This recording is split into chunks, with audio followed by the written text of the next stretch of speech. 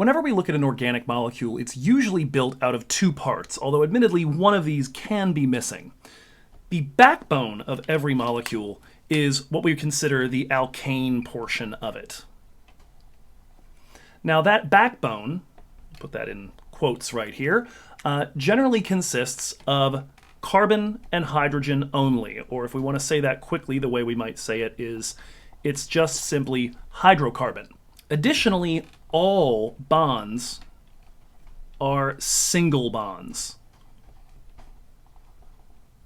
when dealing with alkanes. Now, to use the analogy here, backbones are an important part of a lot of organisms, but they aren't the whole thing. Most organic molecules have, subsequently, instead of just a backbone, they have these functional groups, which I almost think of as the organs of an organic molecule. They're the pieces of the molecule that do stuff. When we talk about alkanes, just about the only interesting thing an alkane ever does is burst into flames. And biologically speaking, that's not all that interesting. The functional groups are what are going to give, as their name suggests, the function, the chemistry to each of these molecules. Now, functional groups frequently are going to be screamed at you when you see other elements present. So things like nitrogen or oxygen that you've seen already in our reactions discussions, and also phosphorus and sulfur. If any of these elements are showing up, you know you're dealing with a functional group. Alkanes are hydrocarbons only.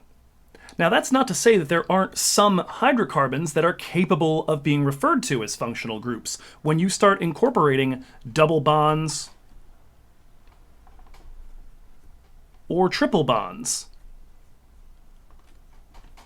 you get functional groups as well. Alkenes, alkynes, which is what we'll call a triple bond between a pair of carbons, those are functional groups also. So whereas these two are both absolutely necessary to call something an alkane, either of these will make something a functional group. Either double bonds and triple bonds, or these things up here that we refer to as heteroatoms. Now, alkanes can have a lot of different looks to them. Some of them are just simple straight chains. They just simply go on and on and on, CH3s at either end, and then CH2s all through the center. This would be termed simply a straight chain alkane. On the other hand, some of them are branched.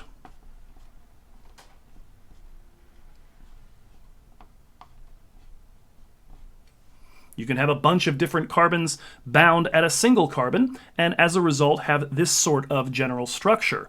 This still doesn't have any functional groups. This is just a branched backbone.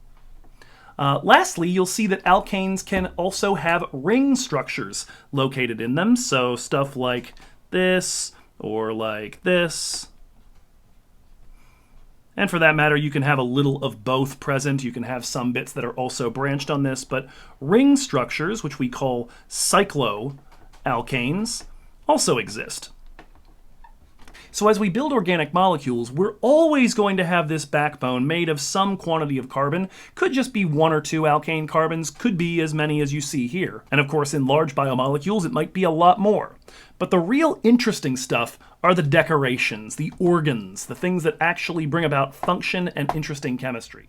Now, to start getting a sense of a few of these, we can take a look at molecules like guaifenesin, which is an expectorant that you'll find in Mucinex, or ascorbic acid, which is the chemical name for vitamin C, and start to see a few repeating motifs. In particular, this hydroxyl group right here, this OH that you find in all sorts of places, is very, very common. Now, hydroxyl is not the name of the functional group. We've already learned what to call an OH when it's bound to just kind of normal alkane carbon.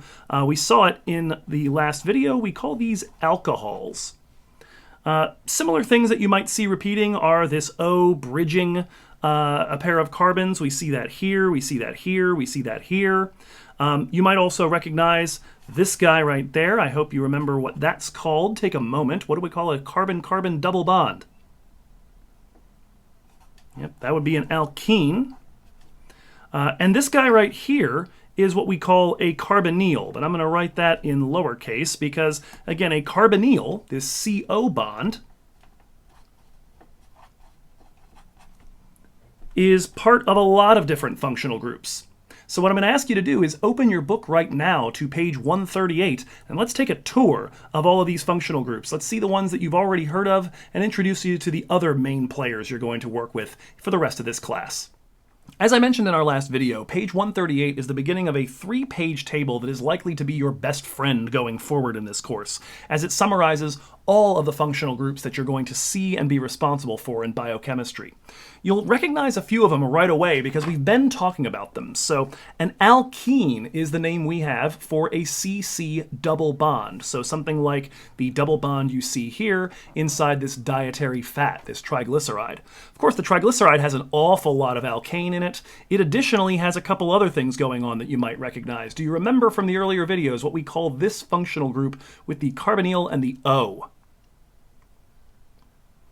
If you turn to page 140, you'll see that one laid out for you right here. That is what we term an ester. Note that this R notation is just going to be a way of saying the rest of the molecule on either side, most likely made of carbons. In fact, here's that triglyceride again, identifying the ester groups.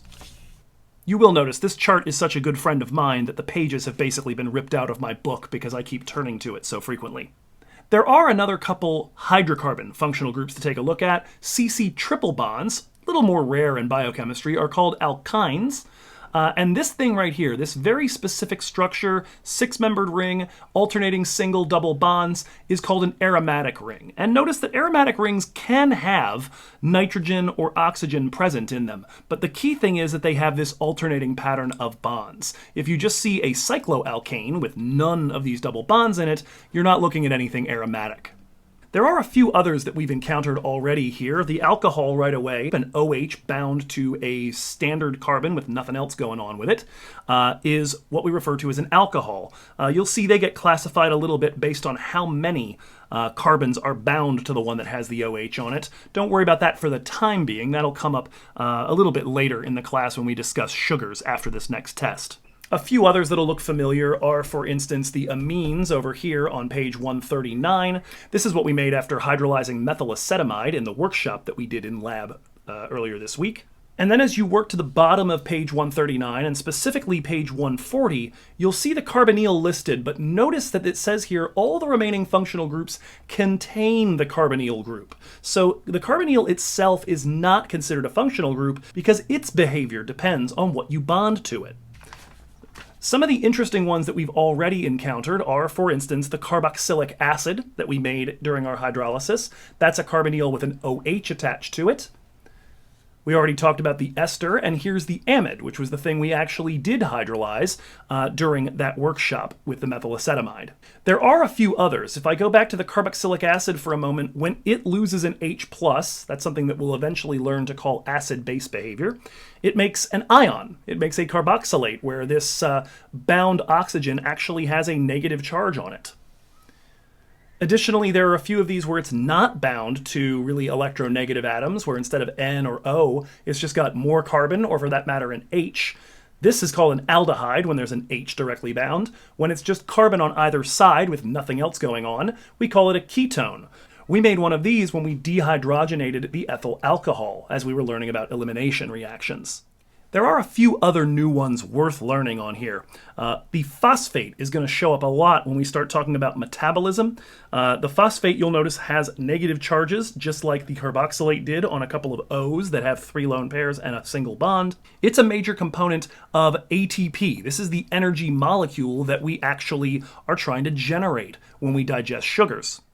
Lastly, if you look on the bottom of page 138, you're going to spot a couple of functional groups involving sulfur. The sulfide, otherwise known as a thioether, looks very much like the ether above it, where an O is bridging 2 carbons. When a sulfur does that, we call it a thioether. Pretty much anytime you see the word thio, what it's telling you is this is kind of like another functional group, but we're subbing in some sulfur in its place.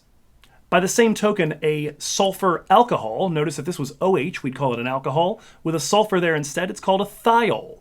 And thiols, along with disulfides, are going to be really important when we start getting to protein structure later. So we'll talk a bit about how these, in fact, can make those in proteins to help them stabilize. It's actually got a really big role in how you perm your hair. So back to the worksheet, one thing I really want to call out is that these OHs and these carbonyls are so incredibly common that just seeing them is not quite enough information. For instance, the hydroxyl group, the OH, appeared in alcohols for sure, But also, where else did you see it? Take a look throughout that table. Where else do you see OH groups? Okay, I hope where you're finding it is pretty darn close, where you see the phenol. And then additionally on the carboxylic acid. Actually, if you look even closer, you'll notice there are a few of them on the phosphates as well. I neglected to mention that one on here. I didn't leave myself enough room.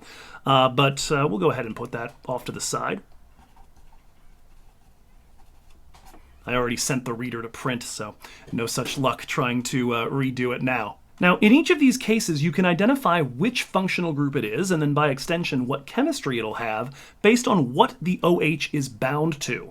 So in alcohols, it's just bound to simple alkane carbon. So nothing else going on, no other double bonds right at the position where the OH is located, no other hetero atoms bound to it, nothing like that. By contrast, a phenol is going to be an OH bound specifically to an aromatic ring.